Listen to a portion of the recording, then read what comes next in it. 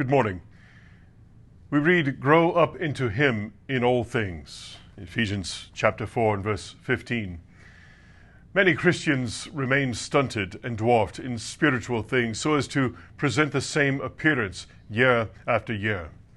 No upspringing of advanced and refined feeling is manifest in them.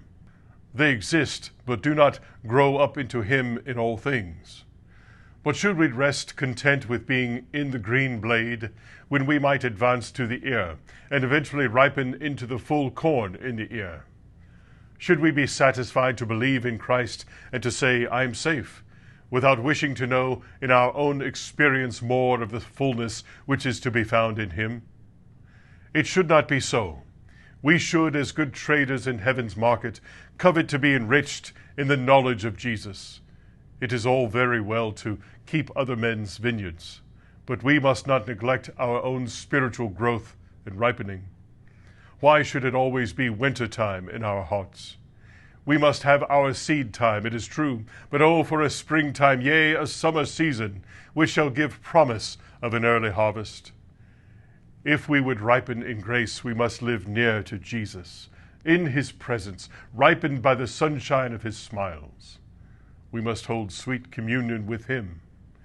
We must leave the distant view of his face and come near, as John did, and pillow our head on his breast.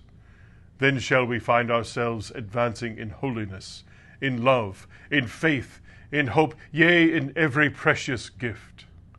As the sun rises first on mountaintops and gilds them with his light, and presents one of the most charming sights to the eye of the traveler, so it is one of the most delightful contemplations in the world to mark the glow of the Spirit's light on the head of some saint who is risen up in spiritual stature like Saul above his fellows, till like a mighty Alp, snow-capped, he reflects first among the chosen the beams of the Sun of Righteousness, and bears the sheen of his effulgence high aloft for all to see, and seeing it to glorify his Father which is in heaven.